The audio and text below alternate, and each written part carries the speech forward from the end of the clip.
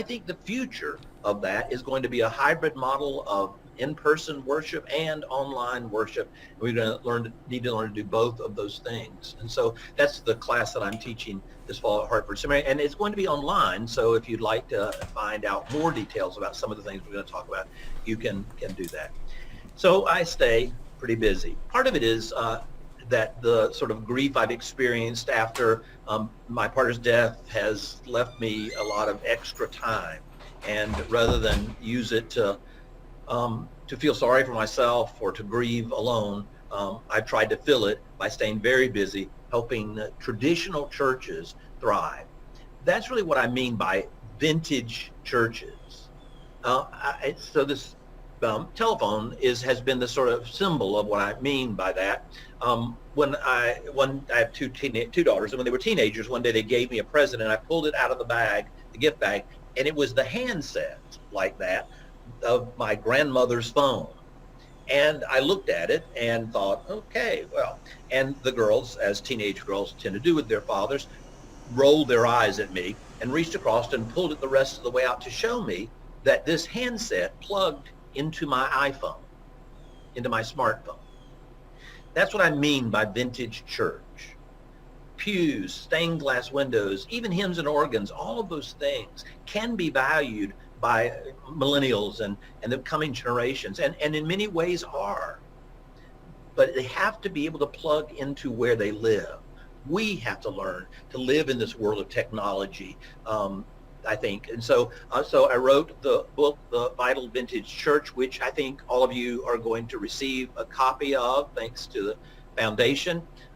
And it is about how traditional churches, in the sense of churches with, pews, and this book isn't for dinner congregations or emergent congregations. Those are perfectly valid and I think vital expressions of the Church of Jesus Christ. But my concern, my energy, my passion is around the traditional church, the church that most of you worship in or pastor. And so this is some of the things that I learned pastoring very, very traditional churches, and figuring out how to get them to thrive. So I'm grateful that you'll be able to read this. And I said to Chris, if you read it and it's helpful, and you'd like your entire stewardship committee or your entire board of directors or your entire council and ministry to read it, we are more than happy to send you copies of it at cost. So we'll just direct ship them to you, and the only thing we ask is that you pay what they actually cost me. So I think that's usually $5 or less. So we're happy to do that. So let me tell you just a little bit about the last two churches that I pastored and how this might inform what I have, I think, to share with you. And so in 1987, I went to Dallas, Texas, to a fairly small congregation. It was a medium-sized congregation of about 180 to 200 people. And over the 22 years that I was there, that church thrived. It grew to be perhaps the only liberal, progressive, inclusive mega church in the South. And so it was just a phenomenon. And I have to say about that pastoral experience that if I did anything right there, it was unconsciously competent. That is, I didn't actually know what I was doing that was right. It was my instincts, and it was my experience in the United Methodist Church, from taking that small circuit of churches and then serving two more churches, one fairly decent size. Two of the three appointments that I served in the South Georgia Conference were named Charge or Church of the Year because they thrived. And so what I learned about growing churches, I learned from the United Methodists, and then just learned to apply it in the United Church of Christ. So the Cathedral of Hope there on the left was sort of a phenomenon in Dallas, Texas. After being there over 20 years, the denomination came to me and said, can you help us figure out how to revive our churches? Because like every other mainline church, the United Church of Christ is in a serious season of decline. And what I said to them then was, I don't know if I know anything. And they laughed, of course, because one of their largest churches I had helped to grow. But I'd been there so long, I wasn't sure that what worked in Dallas would work anywhere else. So to make sure, I took them up on the consulting job, but I went back home to Atlanta. And there was a church there, the one you see there on your screen, the Virginia Highland Church. It had been a Southern Baptist church, which is exactly what it looks like. And they had gotten kicked out of the Southern Baptist Convention because they ordained women as deacons. And so they became a United Church of Christ congregation. And they were down to 23, 24 people on Sundays and really didn't have the money to afford a pastor. So I made a deal with this church in 2011. I said, if I'll come and be your pastor for free if you'll let me experiment and see if I can figure out how to grow a church in the 21st century.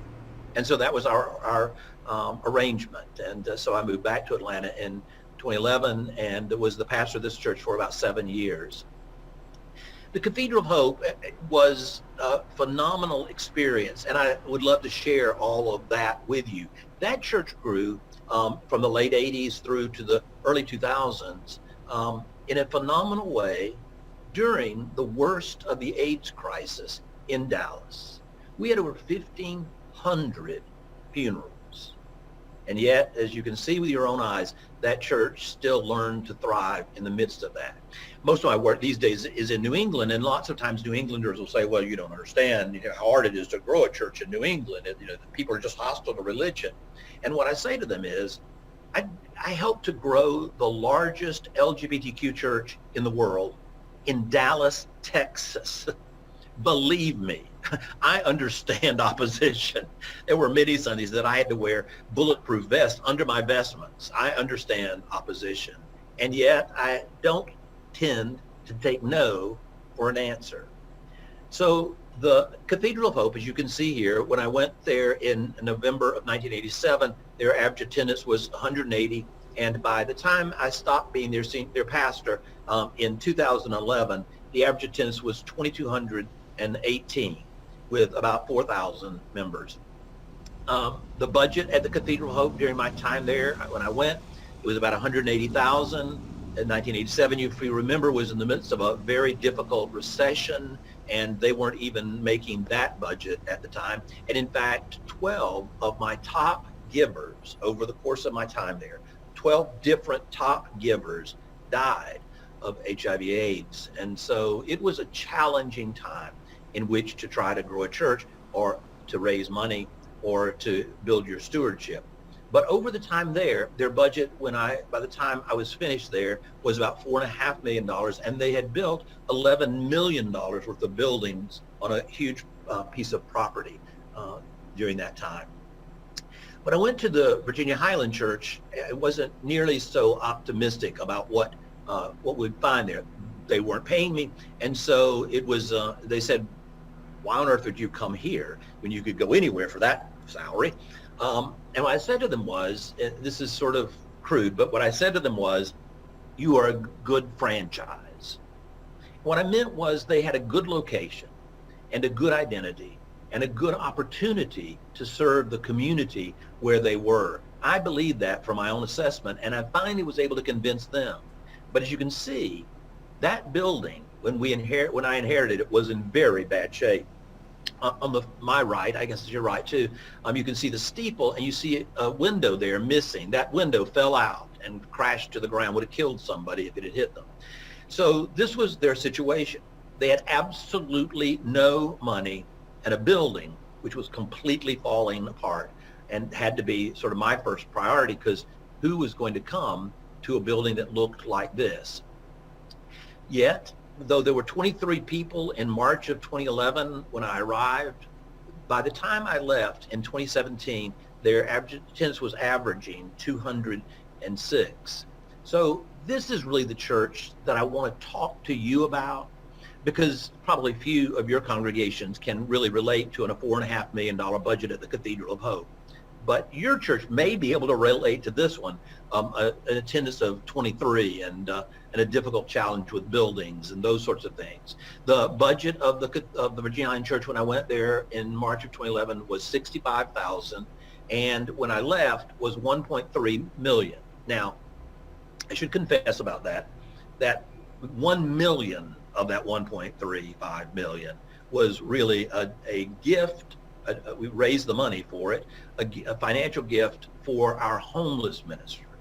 So we had $1 million homeless ministry, and our budget actually went from 65,000 to 350,000 that we were easily making. And I hope to be able to share with you some of the principles that got us there, because I think that would apply to your church too. As you can see, this church that had only 23 people began to thrive, and it thrived in an amazing way. It was multiracial, it was very diverse in every single way, and almost all of the congregation was substantially younger than me. I jokingly say that there was Miss Blanche, who is now 97, and then there was me, and then there was everybody else, younger couples with children, and people that folks said wouldn't come back to a church. But I want you to see how traditional this church was, how vintage it was. We wore vestments, we served communion every Sunday, we processed, we had a robed choir and an organ, stained glass windows, all of the sorts of things that traditional churches have. And yet, young people continue to come and attend. And so I'm very, very proud of what happened in this church. And I want to talk to you about how it happened. And hopefully some of the principles will be applicable. One of the things that is important, I think, in the course of what we did there and what you and I have got to do now, I learned from Robert Schuller. When the Cathedral of Hope got over 1,000 members, none of the other really large pastors in the South were interested in helping me grow that church. But Schuller, despite how his ministry ended, was willing to be helpful. And so we took our entire leadership team to the Cathedral of Hope, or the Crystal Cathedral, to learn from him. And his architect who built the Crystal Cathedral became our architect at the Cathedral of Hope. And when Robert Schuller went to New York City and asked Philip Johnson to build a glass cathedral in an earthquake-prone area of the world, Philip said, "How on earth are you going to raise the money to do that?" And Schuller said, "I will build it with a mailing list." If he were to answer that question today, he would say, "I would build it with a database." And that really is one of the pieces of technology that is crucial for our churches to learn how to use. Our databases, our websites, electronic giving, all of those things need to be connected and leveraged for the future. I also want to talk a great deal about the impact that coronavirus has had. I don't think any of us yet know what the future is going to look like, what the future of schools, what the future of restaurants, what the future of church is going to look like in a post-coronavirus world. But I think we can be prepared, and that's the key to being an agile church. It isn't that you know all the answers. It isn't that you have it all in a row and ready to go. It is that you learn the skills and you gain the information that you need to be agile, adaptable. And the coronavirus has proven to us that we can. Sometimes we don't always do it perfectly, but we can adapt. And I hope we will learn to do it even more. So what we'd like to do now is invite you to go into breakout groups and for just 5 minutes to address this particular question. What this will do is help to shape these future presentations that we will make. What is your most burning question? What are you asking today, particularly around the issue of stewardship? How can we figure out how to do stewardship in the 21st century and in a post-COVID world? What is it that's challenging you right now? So, Chris, if you will break us up for 5 minutes, let's talk about that and then bring that information back. Thank you, Michael. Now, I just want to give a little bit more housekeeping before we go into the breakout rooms. We have 123 participants, and I think Michael and I will be thrown into a breakout room too, I believe, or I think maybe we stay as hosts. Kind of a newbie at the breakout rooms, but let's see how it works. So I'm going to create 40 breakout rooms, and you are all on mute now, but when you go into the breakout room, you should have the power to unmute and mute yourself. So if for some reason that doesn't work, please put it in the chat and then I can hit unmute all. So when I throw you in there, you should be able to unmute yourself. Let's give it a shot. So you're going to talk about what burning questions are you asking related to giving.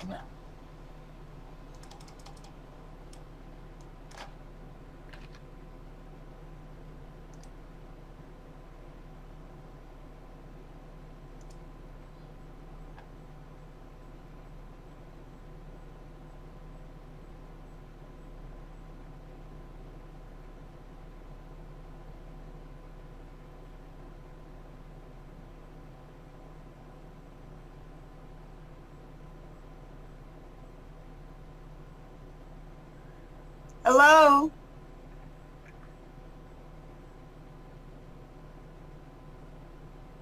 I can't hear you. You have to unmute. Yes. Oh, hi, Kurt. Hi, man. How are you? You're very good. Thank you. Oh, I think Scott is... Like myself. I think we have everybody back now, and I apologize. I think some of you went into a room, and because we only had 3 people, if your participants had walked away or didn't have their audio visual engaged, then you were in a room by yourself. So next time we do it, I might make it 5 or 6 people, do the math based on 5 or 6 people. So you have hopefully at least one other person to engage. With that, let's go to the second block, and I'm going to turn it back over to Michael. Okay, very good. Let's see, I have to share my screen, I think, with you. There we go. So in the future sessions, what we will do is try to make this the technology piece a little more seamless and a little easier for you. So what will happen in the forthcoming sessions is that I will do a presentation similar to the one that you're seeing today in terms of using slides and multimedia and stuff. But the other thing I want to do is use video clips. And in Zoom, video clips begin to degrade because it depends on your particular internet and how well it's working at that time. So what I'd like to do is pre-record the whole presentation, and so that you can watch, what you'll watch is actually a video. So it'll be seamless, hopefully. And at the end, we will have a Zoom breakout session, and I'm willing to be with you for as long as you would like afterwards, and answer your questions and interact and deal with the material that we've presented. So hopefully the technology will be easier, and what will be really easy is if you want to invite your entire stewardship team to be there, or your entire leadership team to be there, they can also participate in the video. And so so that's how we'll be doing it in the future. So people always ask, how did the Cathedral of Hope explode into a mega church during the AIDS crisis and in a very, very conservative place? Media came from all over the world to ask me that question. How did the world's largest LGBT church, how did a liberal mega church come to be in Dallas, Texas? And then recently, people have watched what happened with Virginia Highland Church, and since I've left, continued to happen. They continue to thrive. I wanted to know sort of how this happened, and so hence I've written a couple of books about it and do this sort of work. But the secret, of course, is that the definition of crazy is doing the same thing and expecting different results, and that's so often it's never more true, I think, than in churches. Let's just admit it, that we keep doing the same things and thinking that if we double our effort, or if we add additional staff, or if we the results will change. And I think we've got to learn some new skills. And COVID actually forced us to do that. And for that, I am grateful for all of it. It has sort of forced us to reinvent ourselves in a technological way. What has been really interesting is for the 6-7 years I've been teaching at Hartford Seminary, the thing I've taught the most over and over and over is that we've got to learn to live in the 21st century. And that means we've got to learn to use technology. We've got to learn to use our database to do pastoral care. We've got to learn to use our website to do marketing, not just to be an online static brochure, but actually to do marketing, or the old word evangelism.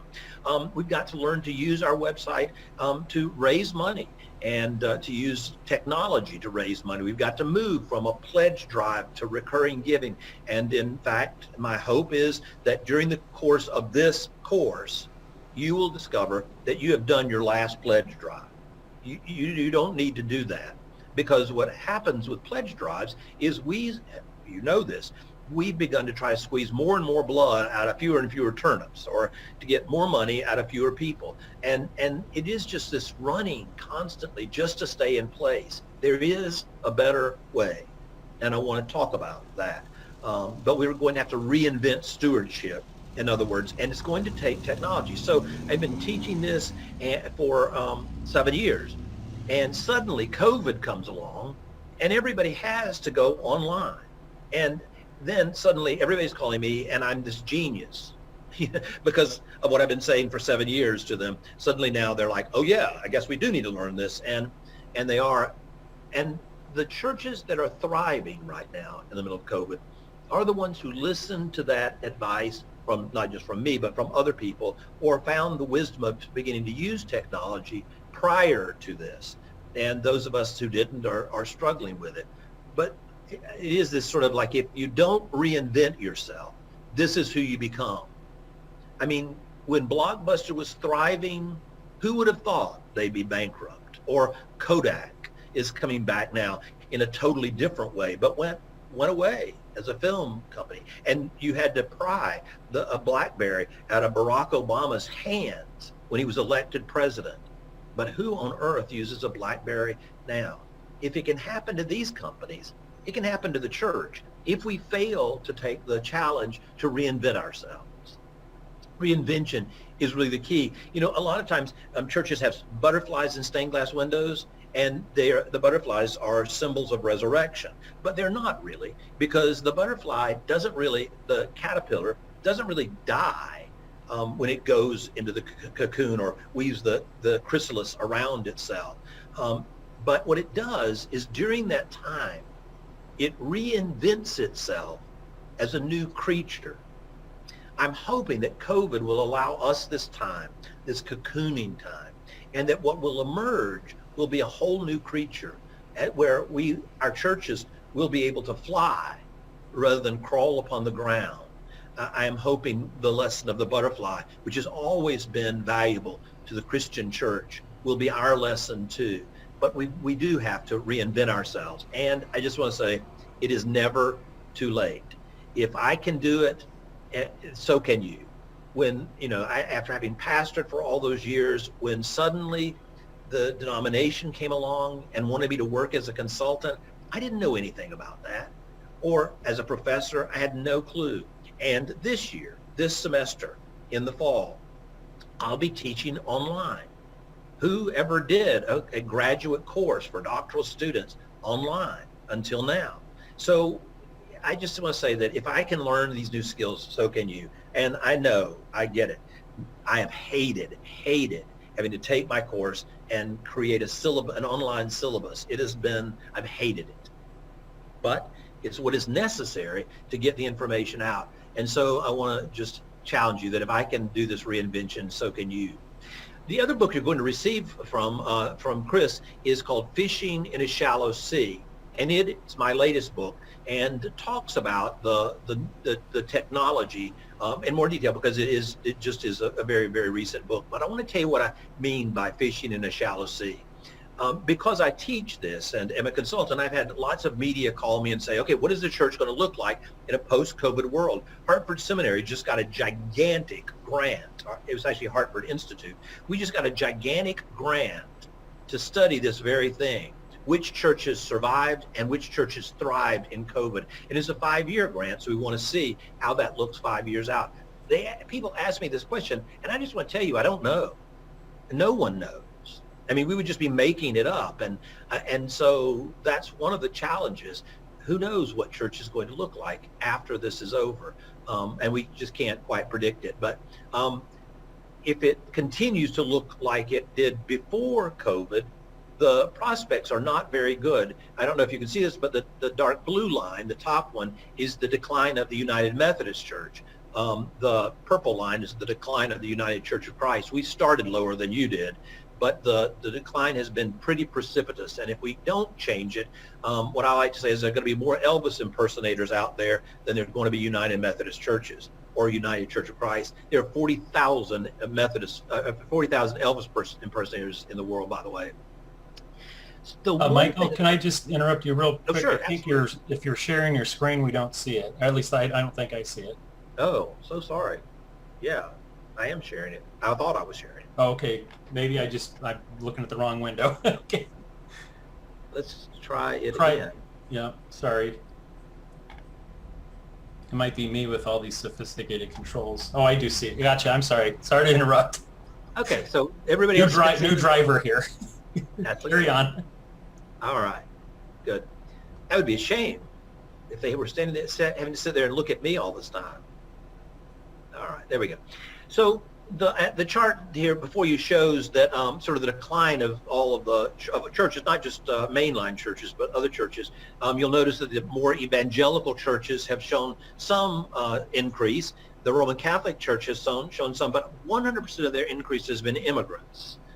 They really, if without the immigration from South America, Mexico, Central America, the Roman Catholic Church would show substantial decline. The one group that has shown a little growth, ironically, has been the Unitarians. And so I've studied the Unitarians. We have a couple of churches that are our clients, but I will tell you what has helped the Unitarian Church and will help the United Methodist Church, I hope, that once you sort of resolve the issue that's been the thorn in the side of the United Methodist Church since 1972, I hope that United Methodist congregations, wherever they come down on either side of the issue, that it will free these congregations to do what the Unitarians have done. They couldn't agree on lots of things because they're Unitarian Universalists, but what they could agree on were 7 core principles. Now, being a liberal denomination and a humanist denomination, the core principles they decided on were things like environmentalism, that saving the earth was one of their core passions, and they shared that. It was the equality of all humanity, and they all shared that, and on and on. And so they came up with 7 very sort of progressive values, actually core values, that they could all agree about. And they got behind it, and as a result of that, that entire denomination has turned around just slightly. At least they have slowed the decline. And I'll just say that it's one of the principles that has to happen for all of our churches. We've got to figure out who we are, where we are. You don't have to be like the Broadway United Church of Christ or like the Virginia Highland Church or like the Cathedral of Hope, but your church has got to figure out who it is, where it is, and it's got to be the best of that right there. And stop this sort of like trying to be all things to all people. That's what has, I think, saved the Unitarian Church. Not all Unitarian churches are being saved, of course. There are still significant ones that are declining. And as William Gibson says, the future is here. It's just not evenly distributed. And I think there is a future for United Methodist congregations, though that future won't be evenly distributed. It doesn't mean that all of our churches are going to thrive. I want to close by saying, acknowledging that church growth is harder than it has ever been in my lifetime. I've been a pastor for 45 years, and this is the hardest time that I've ever experienced. At the Virginia Highland Church, it grew from 23 people to 200 people, but there was a long period of time when I thought I had lost my touch. I was going to be an utter failure. It was harder and longer than anything I've ever done, and the Broadway congregation was just beginning to turn around when suddenly COVID hit and people fled the city. I don't know what that's going to look like when we come back together next Easter, probably. But I do know that it's going to take a lot of agility to create a congregation in the post-COVID world. And so I'll be interested in telling you what I learned. Tom Hanks in A League of Their Own, saying it's supposed to be hard. If it wasn't hard, everybody would do it. It's the hard that makes it great. And so your job of renewing a church, of reviving a church, of sustaining a church in a post-COVID world is going to be hard. But the hard's what makes it great, what makes you great leaders.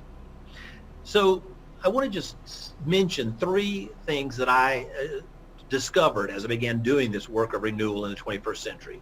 First, I think our churches are all going back to what I call the new normal. After World War II, Methodist churches, congregational churches, Baptist churches thrived. But that hasn't always been the case. If you'll notice this chart, back in the beginning of our country, and I'm sorry, I think the years are missing from it, so I'll have to correct it. The 17% on the far left was from the 1700s. What this means is that only 17% of the people in the 18th century identified as church members. In the 34, 37, 35, the 37 is in the middle of the Civil War. In that part of the 19th century, that was about the average of attendance. World War I, World War II, I think were catalysts for the Protestant church in America.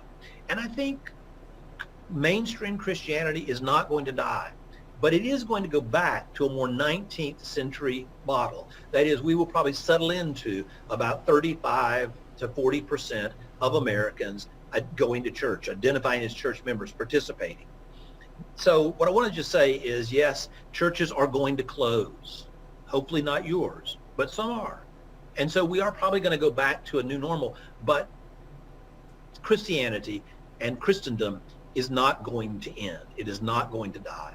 And it may be that something like the COVID pandemic is the stimulus for a revival, for a great awakening. Who knows? But it's not going to happen by accident. It only happens if we are active participants. The second thing that I have discovered in studying churches is that when you go in and look at their history, what the story is that during World War II, men went off to war and the women went and worked in the factories and the offices and those sorts of things, even the farms. And then the men came back and took those jobs back, and women went home and had babies, and these ex-soldiers took their wives and their babies and went to church. And that's why the church thrived in the 50s and early 60s. It isn't true. What really is true, as I studied these histories, is that all of that about men coming back and taking the jobs, and women didn't go home and have babies, so they did, but they, women had learned that they had skills, that they were able to run this country on a grassroots level in many ways better than men. And so they didn't go home, they went to church. Suddenly there was this influx of every church. So there's this boom of building and growth and new missions and new ministry and new money throughout the 50s. And we sort of take credit for the war and being that boom in the church. But what really happened was women went to church and started these ministries and programs. And while the name at the top, the pastor may have been a man, women came in and said, Pastor, you just go do your thing, and we'll take care of everything else. And they did. Now, in the 70s, what began to happen was, of course, women began to work outside the home, and then we have two-income families, and now that's the norm. And so the church suddenly lost thousands of leaders as those women from World War II, the World War II era, began to age out. And that's not coming back. All of those volunteers, it's not coming back. All of that energy that these young women brought from newly learned skills, it's not coming back. That's not going to be how the church revives in the future. We cannot return to the 1950s or 60s. So we've got to find a new way to do things. And the final thing that I just want to talk about is this, pastoring the Virginia Hine Church, we got a new database. And so the thing I've been telling everybody else to do, suddenly we got a new database. I asked my assistant to go in and move everybody into it. And so we got a database. I turned it on my laptop in my office, and suddenly this figure came up, 2,328. So I called my assistant and said, what is that? What does that mean? And he says, that's how many people we have. How? What? And so the numbers on your left, we had about 104, we were averaging at that time about 143 in attendance, and we had 298 members. But that 2,328 number probably more accurately was around 1,600. But what that is the number of people who considered us their church. They had come often enough that we had a record of them, their address, their phone number, their giving records, those sorts of things. So this is the future reality that we're all going to live with. If you succeed in growing your church and attracting these new young couples with families, they are going to come so infrequently that you will end up with a huge pool of people, a huge sea, I would say, of people whom you have to serve while you see fewer and fewer people on Sundays. That's just the ongoing reality. In the 1960s, as a consultant, if you had said to me, we have 400 members, I'd have said, you have 200 in attendance. That's about the way it went for decades. Then if you had 400 members and they were young, if they were older, that's different, but young, that meant you had about 100 because people come about once a month. And it just continues to get worse, particularly among young people. Now, the average age of the United Church of Christ is the oldest of any mainline denomination, so is 68. So those folks who are 60s and up, they come pretty frequently, and they sit in the same exact pews, and they put a check in every time they come. You've got that group, but that group obviously is not going to be here forever. And so the younger people you're attracting will come less and less frequently. That's just the way it is. At the Virginia High Church, I went to a theater one night and went out to dinner ahead of time, and we were sitting at a table and looked across and saw the person who was the chair of my building committee. I went over and spoke to him and his wife, and I said, "We've been missing you." And he said, the young couple, he said, yeah, we bought a new house, and so we've missed a few Sundays. I said, "This is March. You haven't been to church since Christmas Eve." And he was startled. And I said, that's more than a few Sundays. And he said, "Well, surely but no." In their minds, they were very active members, but hadn't been in 3 months. And that is just going to sort of be the reality. And the hope is that with technology, we can retain these folks who aren't there. The clerk of my board of directors at Broadway, last year, for the last quarter of the year, was in the building maybe twice. But since we've been doing services online, he's worshiped every single Sunday. But he has to drive from New Jersey, and he does that 5 days a week. And on Sundays, he just doesn't do it. So this is the reality. I know that churches, we've been beating ourselves up because the church, attendance is going down, and a lot of times it can feel like the church is dying. But look at this graph the 400 members are still there. They haven't gotten mad with the pastor. They haven't left. They haven't died. They've still got 400 members. They just come 1 or 2 weeks, Sundays less often. So if churches go from people coming 3 times a month, to 2 times a month, your attendance has just declined by 25%. And if you're depending on that offering plate for your stewardship, your giving has just declined. Maybe not quite 25%, but very significantly. So many people say, the only place I ever write a check is to my church. And so if you're not there to put that check in the plate, then the church is missing it. So this sort of reality is something we have to learn to deal with. So to go back to this church, we never had a financial problem in that church. But as the church grew, the budget and the income kept growing and growing and growing until by the time I left, the last year that I was there, they were able to pay a very generous full-time salary to me. Out of the 7 years, that was the only year I got a full-time salary. But that was for them to be ready to call their next pastor. And the reason we were able to do that was that we didn't do pledge drives. We didn't depend on the offering. In fact, the offering we could give away every Sunday. What we depended on was all these new and young people giving the same way they pay their bills, which is electronically. And so we set up recurring giving. So what I hope we're going to discover as we go along in the next 4 sessions is how to move your church from the offering, the traditional pledge campaign, to a sustaining membership, a recurring campaign, recurring giving. And one of the things we want to do as a result of you being a part of this is, in addition to giving you the 2 books, we want to actually give you the technology to use on your website to encourage the kind of sustaining membership and recurring giving. And so I think that'll be a sort of an interesting thing. And I think on the next to last session, we'll talk about technology. And I will bring in Jim Powell, who is with us today, and who is the president of our Agile Tech division. And he'll talk about how to do some of that.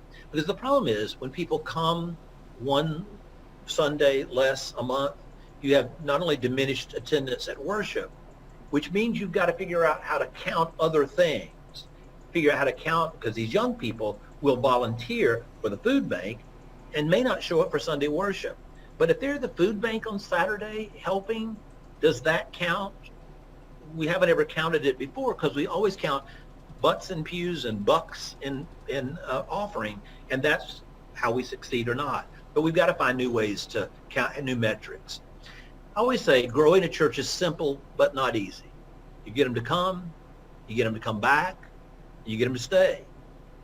It's as easy as that. But the marketing to getting them to come, the programming that gets them to stay, and the spiritual formation that gets them to get involved is much more difficult than it seems. And so hopefully we'll learn some of that along the way. This is my email address, and as we go through this fall, if at any point, whether you're a participant or not, if you have questions or challenges that we might be able to help with, you can email me there. And so what we'd like to do is ask us to break out into small groups again and look at this question, because I think this question will help me develop the material that you may need. What is the biggest hindrance to your church thriving in a post-COVID world? In other words, what is going to get in your way for your church to come back and to be awakened and renewed and to find new energy and passion once we do that? Because I want to say people long, and I'm saying this in my sermon tomorrow, people are nostalgic for things getting back to normal, especially here in New York City. And I suspect where you are, they never will.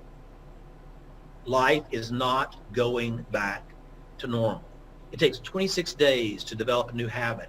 And I've been in this apartment in New York City now for 4 months, and I've developed a lot of different habits, and so have your members. So we've got to figure out how to do what I think is going to be a hybrid church.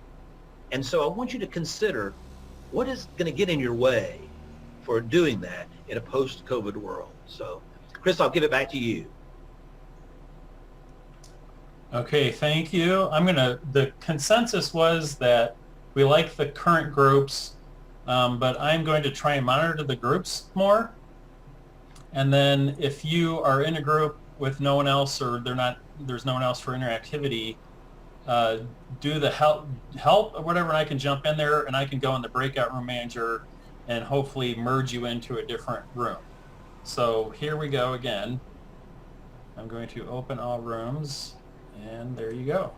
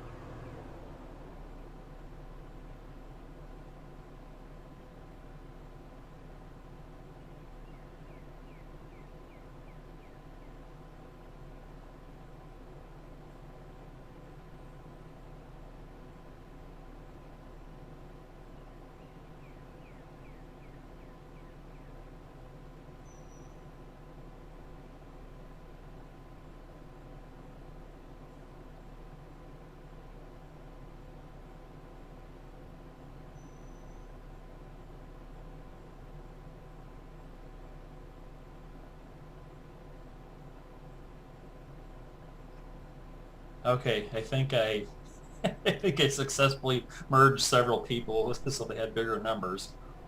Oh, good. It's much easier just to have everybody in a big lecture hall, a sanctuary. Yeah. Then you do rooms. Okay, you're going to this room, you're going to then Yeah. kick back and eat a granola bar. Or just turn around and talk to the 3 people around you. It's like, yeah, that is much easier. Yeah, I've hosted several of these meetings, with a few dozen people, but I haven't done the breakout room thing yet, and I haven't had a group this big. Yeah. So it's taken a little experience. I'm just reviewing the breakout rooms again. There's one with 2, but they're probably doing okay. There's a couple with 2. There's a few with 2, but then you got some 3s and 4s. So how are they going to get their questions to us? In the chat window, I have one question so far that comes from Zed Francis in Hinsdale. He says, no, Michael advocates year-round stewardship. For those that traditionally do a campaign in the late fall, November, what's the immediate, quote-unquote, recommendation given the virtual world? So that will be a question I'll toss to you at the end. Yeah. For kind of open discussion, as much as possible, be open. Now, and then for the third thing here, we're going to kind of, that'll be kind of a concise presentation of the 4 sessions, and I'll share that PDF file that I created. Is that okay? Yeah, I think so. Yeah. Did you have much more to add on top of that? No. Or you have your own thing that you want to share? No. That's perfect. Okay. It's just, yeah, we're already running late, so. Yeah, that's okay. Yeah. I'm thinking, how many minutes are we in here? We're probably at least 5 or more than 5. Let me tell everybody I'm going to end it soon.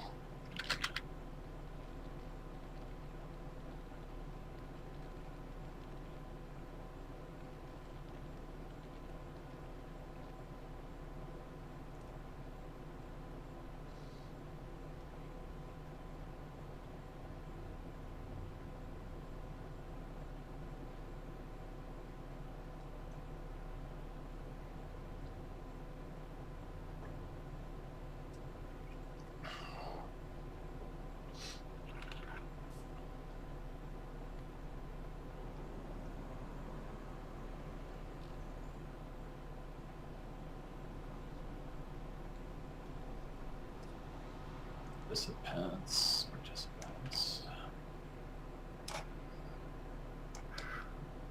Disappearing.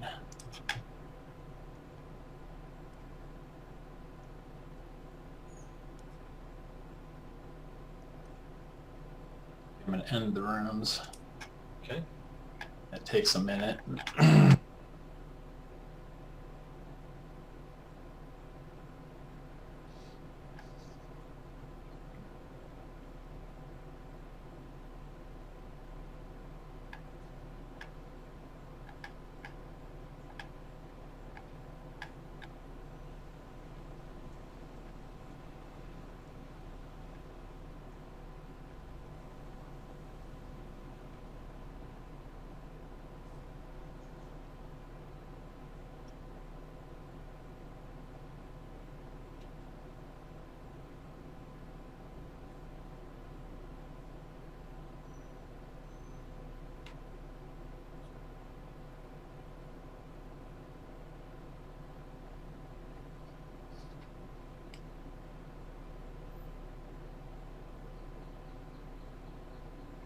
The last one.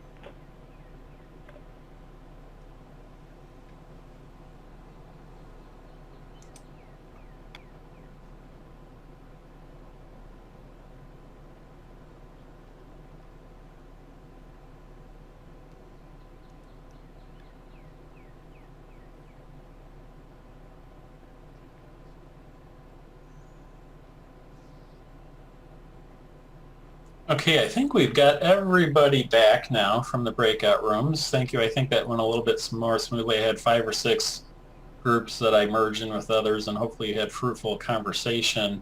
We're going to go into the last block, and this will be briefer. We're going to talk about the opportunity that we're offering to all of the 360 or so churches in the Northern Illinois Conference. Thank you so much for joining us this Saturday morning. We had 157 people register for this event, and we had 98 local churches represented and 5 people that were representing other organizations like Greater Chicago Broadcast Ministry, the Northern Illinois Conference, Kids Above All, formerly Child Serve, and a couple of district representatives. So what we're going to talk about now is the invitation that we're making to you, your 98 churches, and all of the churches in the Northern Illinois Conference, the 4 sessions that we will have with a produced video that will be premiered on 4 Saturdays mentioned in the handout, and then some consultation with Michael and his crew that will culminate in the stewardship plan for 2021. And I'm going to turn it back over to Michael to talk about that, and I can screen share that PDF if you want me to, Michael, at any time. Sure, I think that'd be great. It's better than looking at me. Let me try and do that here. Somewhere. So Chris is pulling it up. Let me just introduce a couple of people. So you may see on your screen Coy James there in a pink shirt. Coy is our senior consultant with Agile Church Consulting and does a lot of our stewardship work with individual churches. And so he's going to be helping me with this. He'll do a part of one presentation. There's Coy. He also will, would be, so one of the things we're doing is inviting you all to send us your plan. He'll also be helping me sort of review them, and then we will be coaching folks. And so anyway, he'll be participant, so you'll get to meet him and hear his wonderful Southern accent. Coy is from Beaumont, Texas, and he worked with communication, director in communication for Abbott Labs for many, many years, and I talked him into retiring early and coming to work at the Cathedral of Hope as our director of stewardship and communication. And so he has done that with large churches, and then the last few years has been working with lots of different congregations around those issues, including some of the ones in the Chicago area, and helping them sort of develop new ways of doing stewardship. So Coy will be able to give you a lot of help, I think, in going forward. The other person who is online, but who I don't think whose video is online, is Jim Powell. Jim is the head of our Agile Technology and was the president and CEO of a large technology company, and is now working to help churches figure out how to use the technology well. And so the giving system that we are actually giving to all of you with no obligation, you can use it or not, but it's free, is something that Jim has developed, and it is a system that's used by United Way and thousands of other organizations, and will work hand in glove with your own current system and with your website. So he'll talk about that when we get to technology, but I'm glad that they're both here to hear what I'm promising that they're going to do. So if you have that PDF, what you'll see is that we hope to do 4 sessions. What we would have normally done is gather you all in the fellowship hall of one of the larger churches and had 4 separate sessions. It would have allowed us to do a presentation and stop along the way and say, at your table, talk about this and see what and that sort of stuff. That would be ideal. Right now, it's just not feasible. So what we're going to do is do this as if I was in the front of that room giving a presentation, and at the end you could ask questions. So you'll watch a video of these 4 presentations, and then at the end we'll have a Zoom gathering where we can discuss it and have questions. The 4 sessions are generally about, like, we started with the theology of generosity, and while this may sound like, okay, that's going to be boring, it actually is the most important thing, because we have to begin to get at why we have these issues around money in the church. And there are some things that I think we've discovered that people don't talk about too terribly much. And so hopefully that'll be really helpful, particularly if you pastors can get your stewardship team, the whole team, to participate in this. I think it would be really, really helpful. And so we'll talk about the way people's relationship with money has changed recently, and some theories about what COVID is doing around this, and how we do stewardship in a time when there's record unemployment and the most uncertainty that has happened certainly in my lifetime.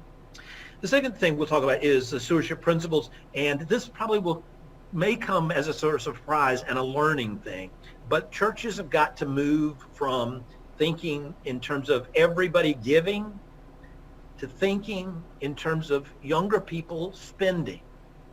Millennial generation, I think, will go down in history as the most generous generation of all, but they don't give their money. Not like my mom and dad. They sat in the same pew in the Methodist Church in Statesboro, Georgia, and put their check in the offering plate every Sunday, and if they missed a Sunday, they put 2 checks. My daughters, who are millennials, they don't do it that way, but they give probably a greater portion of their income away than I would have ever expected. But the church doesn't know how to get them to be that kind of generous with them. And so we'll talk a lot about that, the move from sort of giving to spending and what that means, and why it is our church has got to figure out a way to tap into that and the technology that will help you do that. Third, we'll talk about technology in particular and about what's going to take to get your congregation moved from pledging to recurring, sustaining membership, and how you can do it with older members. I just accidentally have discovered this process, and it has worked almost universally, at least in my congregation. And then finally, Coy will help you to learn the principles of how to develop year-round stewardship so that you don't have this huge push in the fall where you have 3 Sundays where you have to preach about giving and the people in the pews have to try to figure out whether they're coming or not because they want to hear it. That's just being less and less effective. So let's figure out another way to do it rather than continuing to do what's being less effective. So we'll talk about that. And then what we hope that will come out of that is that you and your stewardship team will think about what is 2021 going to look like in terms of stewardship. And we will, so you can develop a plan and then send it to us, and we'll be happy to sort of give you feedback about it, to meet with you about it, to do whatever will help you make the 2021 the most effective possible. Coy is really going to help participate in that part of it. And so that's just free.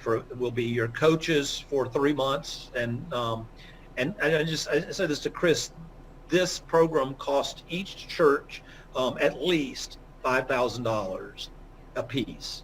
And because of the generosity of the United Methodist Foundation, your church is able to get it for $125. So I hope you'll take part of it and you'll take advantage of this opportunity. And the final thing is that we are giving you, as I've already said, the giving system, which I think can go right into your on your website, and you can use it in this sort of hybrid model of gathering but not gathering. And I think the CDC is warning that the fall may be a really difficult time, and so we may all go back to complete virtual church through the fall and winter, and you may not gather again till Easter. Who knows these things? But an agile, I think a healthy church has leadership who anticipates what might be and gets ready for it. And this technology will help you anyway. And it's free, so I hope you'll take advantage of it. So Chris, I think that's about all I have to say about this, and see if people have questions.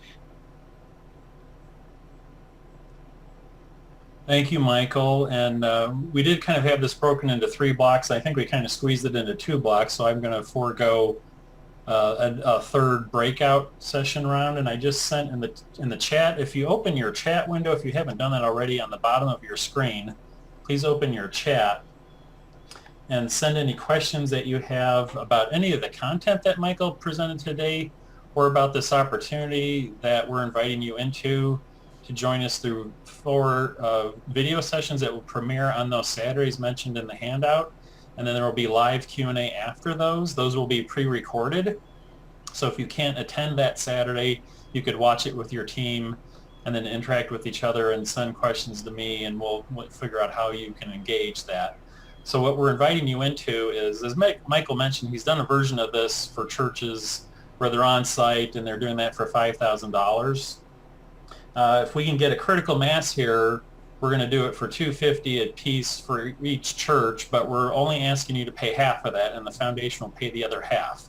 So we'd like to have many of you churches do this for $125, and you will get all of the stuff Michael talked about, and including feedback and help on your 2021 stewardship plan. And I'm getting a few questions now. The first question I got was from Zed Francis of Hinsdale UMC. He said, I know Michael advocates year-round stewardship. For those that traditionally do a campaign in late fall, November, what's the immediate recommendation given the virtual world that we live in now? Michael, what do you think about that? Yeah, I think there's separate questions I think are sort of similar. So let me just see if I can do the whole thing with them. First of all, it isn't an instant thing. And you don't, the book, Don't Shoot the Mule Until You Learn to Drive the Tractor. So don't kill what you're doing until we figure out what you're going to do. That would be my best advice. So if it were what I would do, and our church is not meeting in person at all and will not until Easter, but some of you are doing this sort of mixed thing. So you're going to have to do a mixed thing with the pledge campaign. So my suggestion is that for this fall's pledge campaign, that you probably are going to need to go ahead with it. But what you need to do is a hybrid version of it. And COVID has given you the perfect opportunity to do this. So your pledge cards need to look very different than they ever have in the past. And what you're asking them to do, principally, now they can just make a pledge and pay by check. We're not going to reject that. But what you want to ask them to do on the pledge card is to pledge to become a sustaining member.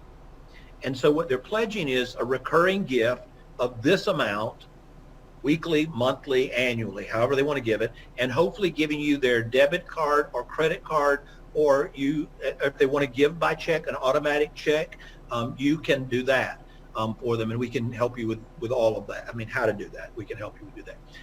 And so what you're doing is a pledge campaign, but you're actually trying to get them to pledge to be recurring givers. And so that's what the pledge card will be. And because so many of your folks are still worshiping online, it's a logical thing to do. It makes perfect sense for you to ask them to do this in this fall. And it begins to shift a pledge campaign to a recurring giving campaign. And then, like what I would suggest, and that we probably will say this, is that the next time should be, if we are sort of back worshiping in person by Easter, right after Easter during May, you really begin to work on asking people to do it. If you're not already a sustaining member, if you're not already a recurring giver, you're not an automatic giver, getting people to sign up before they go away for the summer. Because if we have a vaccine by then, I guarantee you, everybody who didn't take vacations in 2020 are going to take it in 2021. So before they all go away for the summer, get them to become recurring giving, because you can say your expenses go on. We all do this for stewardship, but instead of sort of finding places along the way in the years, instead of asking people to make a pledge, you're asking them to sign up to be an electronic giver, and it'll take a while. So what happened with the Cathedral of Hope was when we made that shift, it took a couple of years, and suddenly we looked up and 60-70% of our budget was being given electronically. And if you can get that to 60-70-80%, your giving will go up by nearly 20%, just automatically, because people are going to, I mean, that just happens every single week. So I would go ahead and get started on it this fall, and don't squander the opportunity that online worship has given you already. I suspect, like my church, you say to them every week, you can go to our website, or you can click on this link and make a gift. But what you want them to do is click on the website and sign up for recurring giving. And the giving system on your website will really help you to do that. And the next question, I'm going to concatenate two questions together from Catherine Paisley and Catherine and Sarah from Kids Above All. And the question is about how can we help our folks, this is Catherine's words, how can we help our folks move out of nostalgia for the past and into looking for a new vision for the future and hope? And Catherine asks, can you talk more about the harmful mindset of nostalgia for congregational life building. So the question is one of motivation, I guess. What's kind of the sharp point of the wedge that we can drive into there? Harmful is a loaded word, but what in your experience, what's kind of the first thing that we can kind of drive into the culture of a church that is highly nostalgic for the old ways? What do you think? That's a loaded question. No, I think it's a great question. It's exactly what I'm doing starting this Sunday. In my sermon this Sunday, so I'm doing this series called Godify. And what it is they all submitted songs that they wanted me to preach on. So the modern lesson has been different songs. This Sunday's song is May It Be by Enya, which was for Lord of the Rings. So I'm coupling it with the assigned gospel lesson, which is Jesus and the Canaanite woman.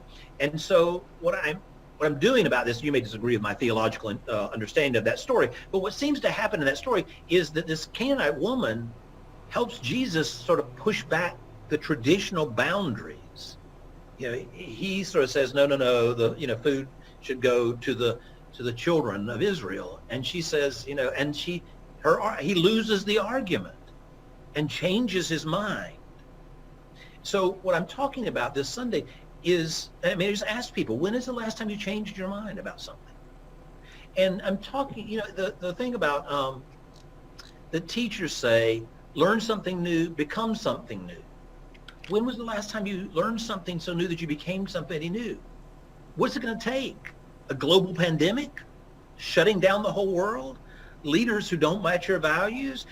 All those sorts of things. So if it's not now, when? So what I'm trying to do with this is get my folks to open their minds to a new day and a new vision, that rather than going back to normal, what can we learn from this, and how can we grow in this, and how can we become a new, more effective community of faith? We have to be the antidotes to the despair that is becoming the next pandemic.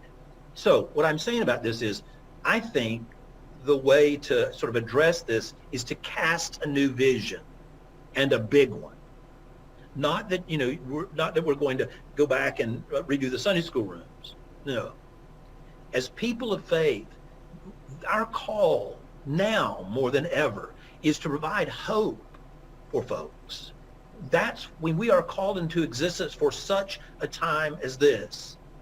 And so our churches really have to do that. And the churches that are capable of doing it, I think, will be the ones that thrive.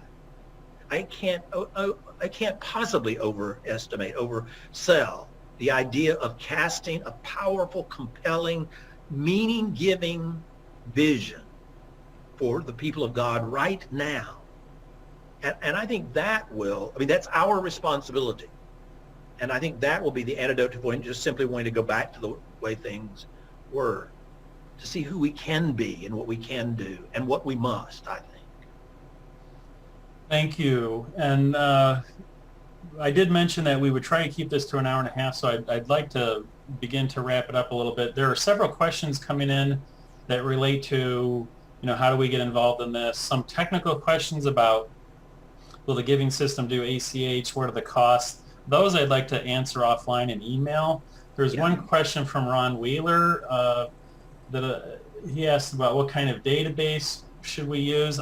If I could take that for a second, because I'm a former IT guy and a former database developer. There are many different products out there, and the answer to that question is the one that you will use. So that goes for any CRM, client or constituent relationship management system, i.e. database. Whatever you find that you will use is the one that you use. I know it's circular reasoning, but so many of these things, they're all online now, they're all in the cloud. We'll give you like a 30-day trial or something like that and try it out. I know I went through that when I took a foundation job. I looked at CRMs and we wound up with what was called ProsperWorks. Now it's called Copper, and I love it. It's not perfect, but it's highly integrated with the Google world and my mobile phone. So that, while it's designed for sales and marketing, it works great for us, and I think it would work good for a church too. But there are some products that specifically manage members with their committee memberships and the activities they're involved in. That's very critical. Getting the last three churches that I've pastored, we use a product called Breeze Breeze, like the MS, wind. yeah. Mhm. And the website, their web address is Breeze CHMS, Church Management System, Breeze Yes. CHMS, and it's $50 a month. And unless you're a really large church, it does everything you need for $50 a month. And someone mentions, Karen Donnelly, that they use Servant Keeper. That's another one. There's Church Windows. There's Shepherd Staff. There are so many others, and there's some that are updating into the 21st century better than other ones are. Yeah, the three you just mentioned would not be them. That's correct. Yes, I know. I have experience with those. And there are other ones that are fully online and that really are more agile, to use your term, than the ones that I mentioned. So, but again, it's really how you use it and that you use it more than the actual product itself. With that, I have specific questions that are rolling in. I will try and answer each and every one of those offline. I'm saving the chat. And I want to thank you for your time today. There was one question several of you had about that PDF that I shared, the one-page thing about the 4 sessions and the opportunity and into 2021. That was linked to in the Zoom info email that went out. If you just scroll down toward the bottom of that email, it links to it on the website. And then the summit page on the website, let me share that real quick here. Hello.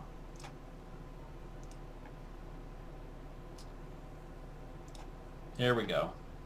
So when you go to the foundation website, I'm going to leave this thing, the first banner here, Stewardship Summit, or go into Stewardship Summits, and then I will update this page that will have the guts of that PDF and then information about how to register and pay the $125 and so on and so forth. If you have any questions at all,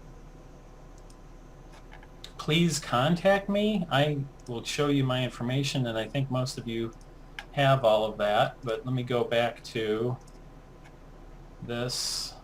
So many controls. Here we go. So this is my office phone number. You can call that. If you leave a message, it goes through to my email, and then I can get it and call you back right away. Or you can just call my cell phone. So if you do not have my cell phone, my Google Voice number will work too, but this is my cell. Most of you, I think I have your contact information, so you should pop up in my ID. My email address, Carolyn in the office, that's her, the main phone number and her email address. And of course, we're downtown in the Chicago Temple. Michael, do you have any final words as we wish these lovely people onto their glorious Saturday? Yes, really.